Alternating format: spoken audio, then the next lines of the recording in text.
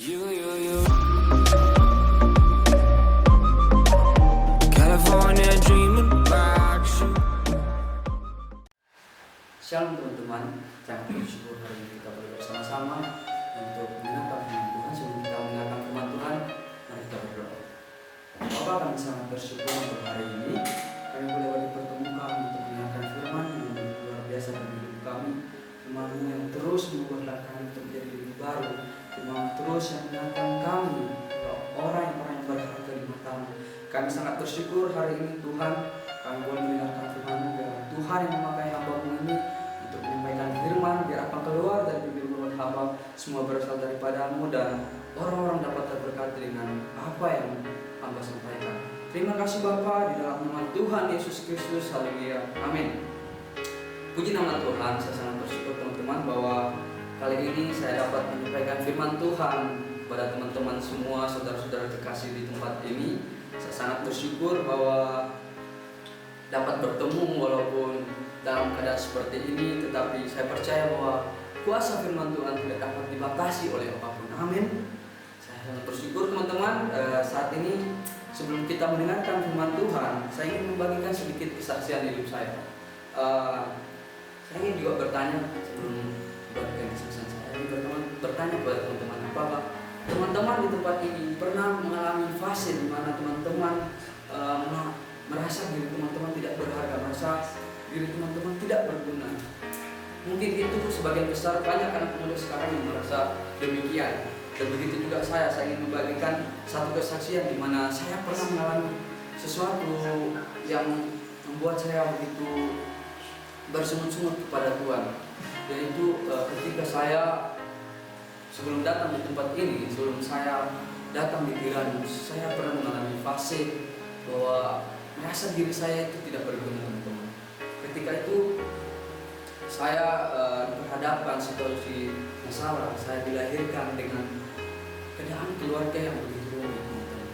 Saya berada di keluarga di mana keluarga broken home. Teman-teman pasti tahu bagaimana keadaan ketika kita berada di keluarga yang seperti itu. Saya pernah bersungut-sungut kepada Tuhan. Tuhan, kenapa kok saya nggak bisa lahir di keluarga yang begitu indah, keluarga yang luar biasa, keluarga yang kaya, keluarga yang seperti orang-orang lain, seperti punya keluarga yang bahagia. Saya pernah bersungut-sungut akan hal itu, sehingga akan keadaan itu ketika di sekolah saya tidak merasa percaya diri. Saya merasa tidak layak untuk berada di daerah yang begitu ramai. Saya merasa tidak pantas untuk berada di panggung, apalagi seperti saat ini. Saya berada di sini. Saya sebelum saya bertobat, saya merasa ngapain saya di sini? Saya ngapain? Saya orang seperti mereka yang mempunyai keluarga yang begitu disegani orang, apalagi keluarga saya seperti ini. Saya merasa diri saya tidak pantas.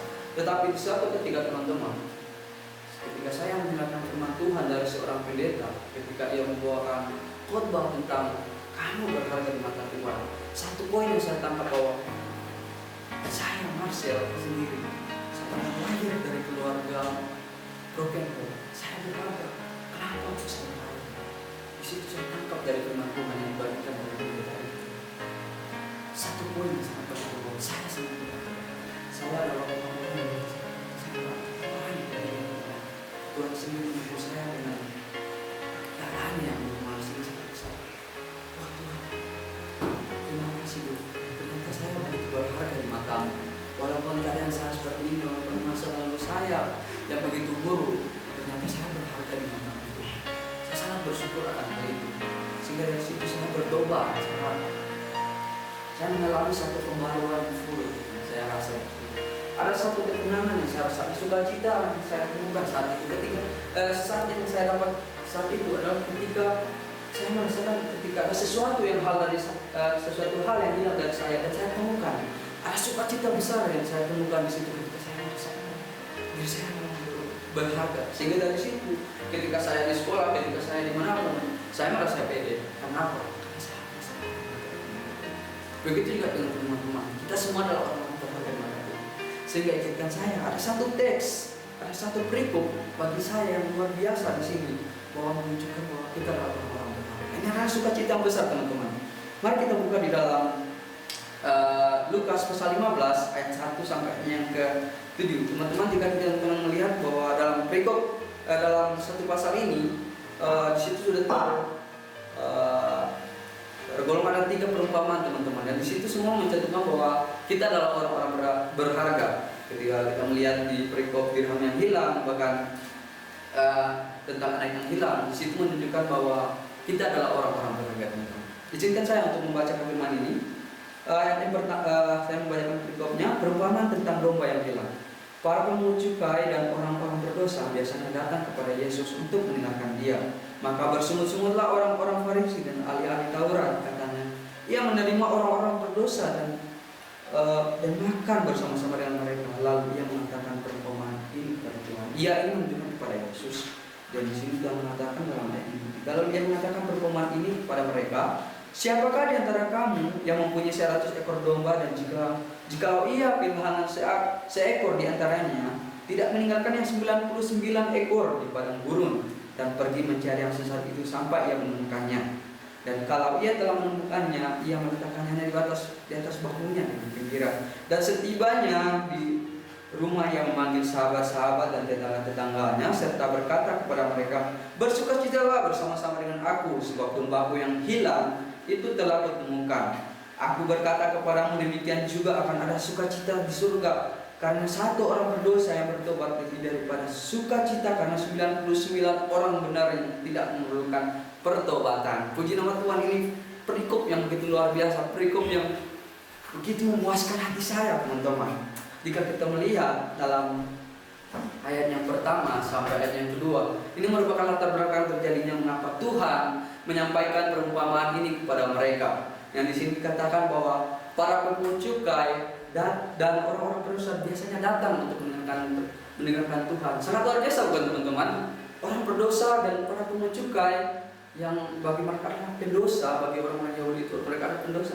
Mereka datang, teman-teman, untuk mendengarkan firman Tuhan, mendengarkan apa yang disampaikan Tuhan, begitu luar biasa. Dan ayat yang kedua, jika kita melihat bahwa di situ dikatakan, maka bersungut-sungutlah orang-orang Farisi dan ahli-ahli Taurat, karena mereka melihat bahwa Tuhan sendiri duduk berkumpul dengan orang-orang berdosa, bahkan makan bersama-sama dengan mereka. Jika kita melihat dalam konteks Yahudi, seorang yang kudus, seorang yang tidak berdosa, hal tabu bagi mereka jika itu bergabung dengan orang-orang berdosa. Begitu juga dalam pemikiran mereka bahwa Yesus adalah Sang Mesias bagi mereka. Kok Sang Mesias ini mau duduk, mau bergabung, makan dengan orang-orang berdosa? Bagi mereka itu tidak layak bagi mereka. Mungkin dalam konteks sekarang ya, teman-teman, jika kita melihat bahwa seorang pendeta mungkin ke tempat ke tempat sesuatu yang bagi orang itu tidak layak bagi pendeta di situ. Seperti mungkin di sini di Bandung, Sariten, teman-teman, tempat yang ada percabulan, dan di sana ada kejahatan, dan seorang pendeta duduk di situ bergabung dan makan dengan mereka. Apakah sesuatu itu bagi kita itu bagus? Kemungkinan besar itulah yang dirasakan bagi orang-orang Farisi dan ahli-ahli Taurat saat itu. Mereka merasakan bahwa Yesus sendiri seorang Mesias duduk bergabung dengan orang-orang berdosa. Itu dalam pikiran mereka, sehingga dari situ timbullah perumpamaan ini, bahwa Tuhan menyampaikan perumpamaan mereka dengan maksud juga antara lain ingin menyadarkan mereka bahwa Tuhan datang ke dunia ini, bahwa Tuhan tidak memilah-milah siapapun. Tuhan tidak ingin membatasi kamu orang berdosa, kamu orang benar dan bergabung dengan mereka. Tuhan tidak memilih siapapun untuk dia berkumpul di tempat itu. Dia tidak membeda-bedakan siapapun. Nah, dari sini Tuhan menyampaikan satu perumpamaan kepada mereka mengenai Tuhan mengatakan di situ, siapakah di antara kamu yang mempunyai 100 ekor domba dan dan satu domba itu tersesat dan tidak meninggalkan yang 99 itu untuk mencari yang tersesat itu. Dan ketika ia mencari dan mendapatkan domba itu yang hilang, menaruhnya di atas bahu dan dengan gembiranya ia pulang. Bahkan jika kita melihat dalam ayat yang ke-6, setibanya di rumah Tuhan, gembala itu mengajak teman-temannya, mengajak sahabat-sahabatnya, mengajak firman-firman, marilah berpesta dengan aku, karena domba aku satu ini yang hilang sudah kutemukan. Itu yang bisa dirasakan bahwa dari gembala ini, dia merasakan satu sukacita besar, dia merasakan suatu kebahagiaan besar ketika menemukan satu yang tersesat daripada yang 99 ini yang tidak tersesat. Bukan dia meninggalkan yang 99 ini bukan karena tidak mengasihi mereka, teman-teman. 99 ini mereka ada di zona nyaman, mereka tidak dalam bahaya, dan dia mau turun untuk meninggalkan yang 99 ini untuk mencari yang satu, yang kedua. Jika kita melihat juga dalam Matius pasal 18 ayat 12 sampai 14, di situ kita dikatakan, coba saya akan membacakan bagi teman-teman. Dalam Matius 18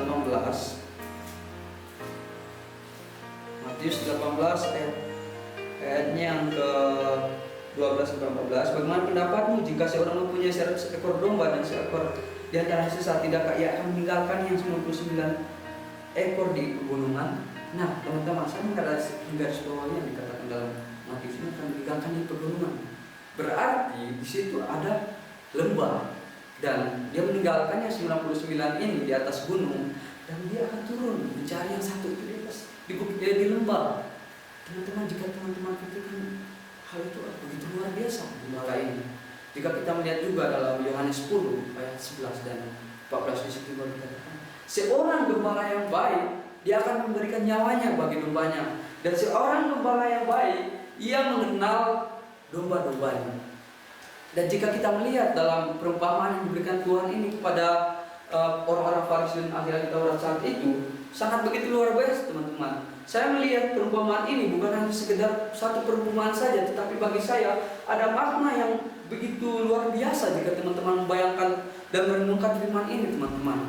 Di situ dikatakan bahwa seorang gembala yang baik akan memberikan nyawanya bagi domba-dombanya, dan di sini dilakukan dalam perumpamaan ini bahwa seorang gembala ini meninggalkan yang 99 ini dan turun untuk mencari yang satu ekor yang tersesat saja. Padahal bisa saja dia untuk membiarkan saja yang satu itu, tetapi tidak, teman-teman. Bagi dia pergi mencari, meninggalkan 99 ini. Kalau mungkin saya yang ada di posisi gembala itu, ya bodoh amat lah, saya mau cari yang satu ini, saya kan masih mempunyai 99 ekor ini. Begitu yang dirasakan dunia sekarang. Mereka tidak merasakan suatu kerugian jika kehilangan satu. Mereka mempunyai segalanya, dan tapi tidak seperti yang gembala lakukan ini, teman-teman. Dia meninggalkan yang 99 ini dan mencari yang satu. Kalau saya di posisi itu, saya akan meninggalkan yang satu ini. Biarin aja cuma satu.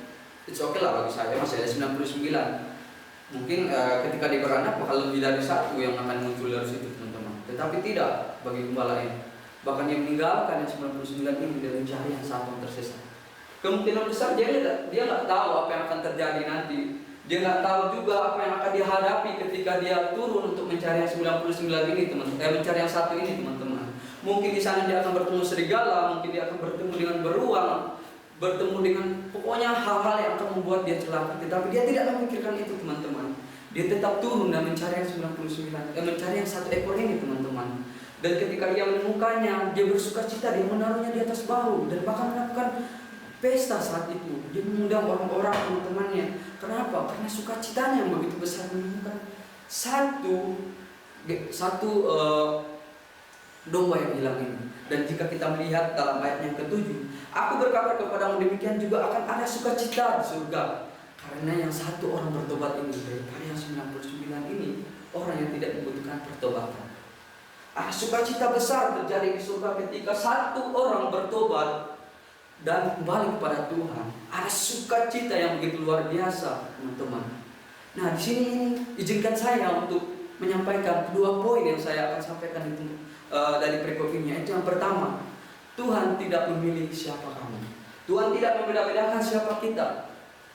Itu yang ada dalam perikop ini yang ingin saya bagikan. Jika kita melihat pada ayatnya yang pertama, para pemungut cukai dan orang-orang berdosa biasanya datang kepada Yesus untuk mendengarkan Dia. Dan ketika melihat hal itu, kita melihat dalam ayat yang kedua bahwa bersungut-sungutlah orang-orang Farisi, bersungut-sungutlah ahli-ahli Taurat itu, karena melihat Tuhan bergabung dengan mereka. Tuhan bergabung dengan orang-orang berdosa. Bagi mereka seharusnya Tuhan yang sebagai orang yang kudus, sebagai orang yang tidak bercela, bergabung dengan orang-orang kudus, bergabung dengan ahli-ahli Taurat. Tetapi yang Tuhan lakukan, Dia bergabung dengan orang-orang berdosa, Dia bergabung dengan orang-orang yang penuh dosa. Dan di situ kita melihat bahwa Tuhan tidak memandang siapa kita. Tuhan tidak membeda-bedakan siapa kamu. Engkau dari orang-orang berdosa, mungkin engkau dari orang-orang yang penuh dosa, engkau orang-orang yang sudah melakukan kejahatan, sudah melakukan perzinahan. Tuhan tidak memandang siapa kamu. Dari sini kita melihat bahwa Tuhan turun ke dunia ini ingin mencari kita yang terhilang. Dan jika kita melihat bahwa Tuhan turun ke dunia ini bukan karena kamu orang benar, bukan untuk mencari orang benar saja, tetapi Tuhan turun ke dunia ini untuk mencari orang-orang berdosa. Yang artinya apa? Tuhan mencari kita semua. Tuhan tidak memandang engkau mau dari umat apa. Tuhan tidak memandang engkau dari mungkin dari suku apa. Tuhan juga tidak memandang engkau dari kulit hitam, engkau kulit putih. Tuhan tidak memandang itu, teman-teman. Tapi Tuhan melihat hati, seperti hati yang ada pada para pemungut cukai dan orang-orang berdosa ini. Bayangkan mereka orang berdosa, tetapi mereka mau datang. Mereka mau mendengarkan firman yang disampaikan Tuhan. Begitu luar biasa, bukan, teman-teman? Bagaimana dengan kita?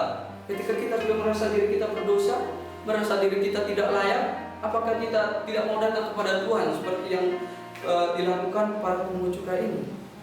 Kita perlu sadari bahwa Tuhan tidak memandang siapa kita. Tuhan tidak memandang masa lalu kita yang begitu bobrok, masa lalu kita yang begitu mungkin bagi kita tidak dapat dimaafkan. Kelakuan kita yang sudah begitu hancur, kita merasa Tuhan tidak akan menerima kita.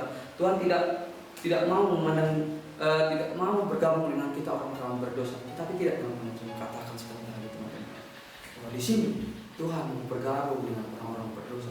Tuhan mau datang di tempat ini bukan karena orang-orang benar saja, tetapi Tuhan mau datang ke tempat ini bagi kamu yang mau menerima pertobatan, kamu yang mau menerima Yesus dan mau merendahkan dirimu datang kepadanya yang mencari engkau, merendahkan dirimu yang penuh dosa ini untuk datang bertekuk lutut kepadanya, merendahkan diri bahwa aku orang berdosa dan Tuhan terima aku. Itu yang perlu kita bayangkan, teman-teman. Itu yang perlu kita sadari, teman-teman, bahwa kita perlu menyadari ini bahwa Tuhan tidak memandang kita. Tuhan tidak peduli engkau dari mana, engkau dari suku apa, engkau dari golongan apa, Tuhan tidak peduli. Tetapi Tuhan mau melihat kerendahan hatimu, bahwa Tuhan ingin menyampaikan juga bahwa Tuhan tidak memandang siapapun kita. Tuhan tidak membeda-bedakan kita. Kita orang benar, kita orang berdosa. Tuhan tidak memandang itu. Tetapi Tuhan mau menerima engkau apa adanya. Tuhan mau menerima engkau ketika engkau datang kepadanya, ketika engkau sujud dan merendahkan diri kepadanya. Itu, teman-teman, yang ingin saya bagikan. Jangan kita merasa diri kita tidak pantas dan kita tidak mau datang kepada Tuhan. Kita tidak mau datang kepada sumber segala kebenaran. Kita tidak mau datang kepada sumber yang memberikan pengampunan dosa kepada kita. Dan yang kedua, teman-teman, yang ingin saya bagikan apa? Kita perlu sadari bahwa kita adalah orang-orang yang berharga. Itu yang perlu kita sadari. Bayangkan, teman-teman, mengapa kita kok berharga di mata Tuhan? Kita yang hanya sampah, kita yang penuh dosa, kita yang hanya diciptakan dari debu tanah, kok kita berharga di mata Tuhan. Kita perlu sadari itu, teman-teman, bahwa di sini jika kita melihat bahwa dalam Alkitab bahwa Tuhan sendiri yang sudah menjadikan kita serupa dengan gambarnya. Jika kita melihat dalam kejadian kejadian pasal pertama, itu kita melihat di situ bahwa Tuhan menjadikan kita serupa dan segambar dengan Allah. Itu satu poin bahwa kita adalah orang berharga, teman-teman. Kita adalah orang-orang yang begitu luar biasa. Jika kita melihat juga dari perumpamaan yang Tuhan sampaikan dari ayat yang ketiga sampai yang keenam, bahwa Tuhan sang gembala yang agung, Tuhan sang gembala yang baik turun ke dunia untuk mencari kita orang-orang berdosa. Kenapa? Karena kita adalah orang berharga. Karena kita adalah berharga di mata Tuhan, sehingga Tuhan mau turun untuk mencari kita orang-orang berdosa. Jika kita melihat dalam Filipi pasal 2 ayat 7 sampai yang ke-10, di situ dikatakan bahwa Tuhan sendiri, seorang raja, mengosongkan dirinya dengan segala otoritas yang ada dalam hidupnya, yang ada dalam dirinya, yang mempunyai kuasa di bumi dan di surga, mau melepaskan juga kekuasaannya, mau melepaskan segala otoritasnya, hanya untuk turun ke dunia ini untuk mencari engkau, bukan cuma mencari saya, teman-teman, mencari engkau, mencari teman-teman semua yang ada di tempat ini dan yang mendengarkan khotbah ini. Kita semua dicari Tuhan. Tuhan mau turun ke dunia ini hanya untuk kita, hanya untuk orang-orang benar dan untuk orang-orang berdosa. Tuhan tidak membeda-bedakan seperti yang saya katakan tadi. Begitu luar biasa, bukan, teman-teman? Ketika seorang raja sendiri yang menciptakan kita, seorang raja sendiri yang turun ke dunia ini untuk kita orang-orang berdosa, untuk kita orang yang tidak layak tadi, tetapi dilayakkan Tuhan. Begitu luar biasa. Kita adalah orang-orang berharga di mata Tuhan. Sehingga ini yang saya katakan tadi, ketika saya berada di fase di mana saya merasa diri saya tidak berharga, merasa diri saya tidak pantas untuk berada di posisi yang tidak memungkinkan bagi saya, tetapi ketika mendengarkan firman ini, saya adalah orang berharga. Saya sangat bersukacita, teman-teman. Saya sangat ada sukacita besar yang saya rasa, oh Tuhan, saya mendapatkan sesuatu hal yang baru gitu dalam hidup saya. Saya lahir dari orang yang broken home, dari bapak, mama yang tidak punya apa-apa. Tapi ketika Tuhan mengatakan, kamu adalah orang berharga, kamu adalah orang yang luar biasa. Di situ saya merasa diri saya baru, teman-teman. Saya merasakan diri saya ada sukacita besar gitu, teman-teman. Ketika seperti ada sesuatu yang hilang dari saya, mungkin teman-teman bisa merasakan satu.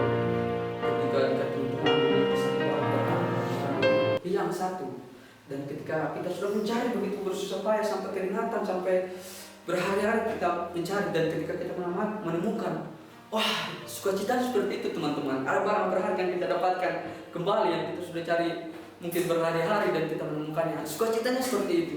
Itu yang saya rasakan, teman-teman. Dan jika kita melihat juga dalam Yesaya pasal 43, saya akan membacakan bagi teman-teman. Yesaya pasal 43 ayat yang keempat. Oleh karena engkau berharga di mataku dan mulia, dan aku ini mengasihi engkau, maka aku akan memberikan manusia sebagai gantimu dan bangsa-bangsa sebagai ganti nyawa. Bayangkan, teman-teman, manusia dan bangsa-bangsa digunakan Tuhan untuk menggantikan kita, menggantikan nyawa-nyawa kita yang berdosa itu, teman-teman. Coba teman-teman bayangkan baik-baik. Wah, di sini dikatakan bahwa kamu berharga di mataku. Bayangkan sendiri jika Tuhan mengatakan kepada anak, hei, kamu berharga di mataku. Bayangkan saja, atau seorang dosen mungkin, jika saya jauh-jauh mungkin ya, dosen mengatakan kepada kita, hei Marcel, hei Vio, hei siapakah? Kamu itu sangat berharga di mataku. Kamu ini anak pilihanku.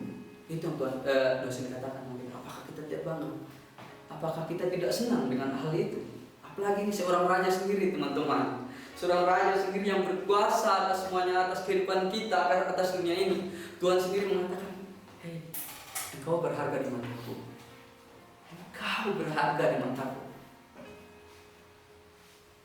Suatu sukacita besar, teman-teman, jika kita merenungkan itu. Saya bahkan kali ini saya merasa ada sukacita lagi, teman-teman, ketika membagikan ini kepada teman-teman bahwa engkau berharga di mataku. Tuhan sendiri, teman-teman, mengatakan engkau berharga di mataku. Sehingga Tuhan memberikan manusia, memberikan bangsa-bangsa untuk menggantikan nyawa kita. Begitu luar biasa, tidak, teman-teman? Ini yang perlu kita renungkan. Ketika Tuhan sudah mengatakan ini,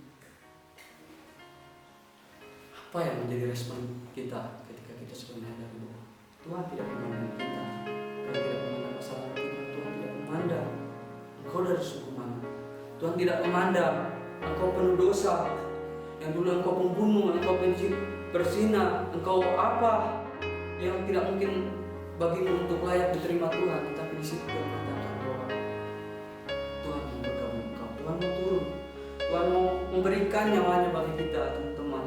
Jika kita merenungkan ketika kematian Tuhan Yesus di kayu salib, ketika dia teriak, kemungkinan besar dia bukan teriak untuk kesakitan, teman-teman, tapi dia teriak dan melihat wajah kita. Dia teriak dan menyebutkan mungkin nama kita.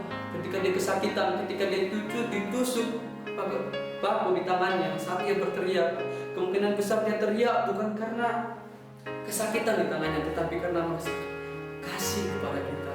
Saat dia disalib, saat dia merasakan kesakitan, saat itu dia membayangkan muka kita, dia menyebutkan nama kita, Tuhan.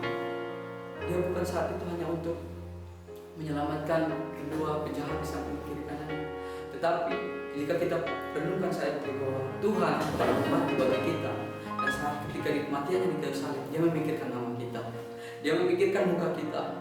Tuhan, Bapa, ampuni Marcel, dia tak tahu apa yang berbuat. Ampuni Eri, ampuni teman-teman semua yang ada di sini, saya tidak dapat menyebutkan nama dengan satu persatu, tapi itu yang akan Tuhan katakan ketika dia mati di kayu salib, karena dia merasakan kasih yang luar biasa atas hidup kita. Jadi apa yang menjadi respon kita, teman-teman?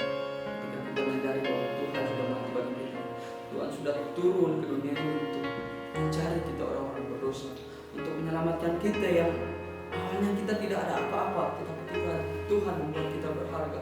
Tuhan menjadikan kita, Tuhan mengatakan sendiri bahwa engkau berharga di mataku, dan aku akan memberikan bangsa-bangsa, aku akan memberikan manusia sebagai ganti nyawamu. Itu yang Tuhan katakan, teman-teman. Mari kita sadari baik-baik akan hal itu. Tidak perlu mengasihani diri kita sendiri, tidak perlu merasa diri kita minder. Saya bukan siapa-siapa, saya tidak layak untuk berdiri di depan ini, apalagi saya berdiri di depan teman-teman. Tetapi ketika saya menyadari, teman-teman, akan firman ini bahwa saya sangat berharga, saya tidak memandang diri saya, yang saya pandang hanya Tuhan. Tuhan yang sudah menganggap saya berharga, Tuhan yang sudah menganggap kita semua berharga. Tidak perlu kita merasa minder lagi, teman-teman. Tidak perlu kita merasa diri kita tidak berharga, tidak perlu merasa diri kita tidak ada apa-apa. Tapi kita perlu menyadari bahwa kita adalah umat-umat pilihan Tuhan. Kita adalah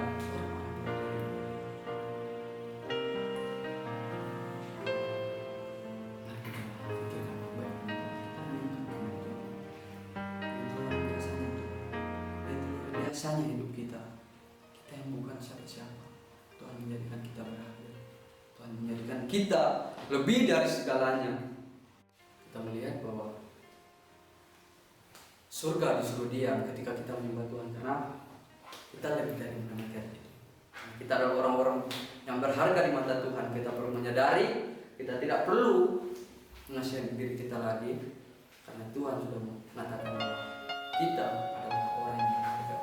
Kau berharga di mataku, dan Tuhan sudah turun, dia sebagai gembala turun ke dunia ini untuk menyelamatkan kita dan mencari kita orang-orang berdosa, sehingga dikatakan di ayatnya yang ke-7 bahwa satu orang bertobat, seluruh surga bersukacita.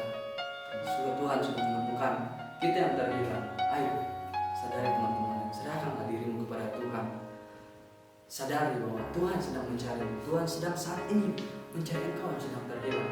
Mungkin saat ini kita masih belum hidup dan pertobatan, karena jatuh bangun. Mari kita datang kepada Tuhan. Kita akan bilang, aku nggak sanggup menjalani hidup ini. Tuhan pasti akan membuka kita. Kita perlu sadari juga bahwa kita adalah orang-orang yang berharga di mata Tuhan. Amin.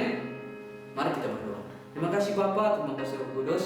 Kami sangat bersyukur bahwa kami menyadari bahwa kami adalah orang-orang yang sangat berharga. Bahkan Tuhan sendiri sebagai Raja sudah turun ke dunia ini, tidak mempedulikan segala kekuasaan yang ada pada Tuhan demi kita orang-orang berdosa. Karena kita adalah umat-umat berharga, kami sangat bersukacita Tuhan. Satu sukacita besar bagi setiap kami ketika kami sudah mendengarkan firman ini. Biarlah firman ini bila bisa kami renungkan dalam kehidupan kita masing-masing, dan ini menjadi satu remah dalam kehidupan kita. Terima kasih Bapa, kami sangat bersyukur di dalam nama Tuhan Yesus Kristus. Haleluya. Amin.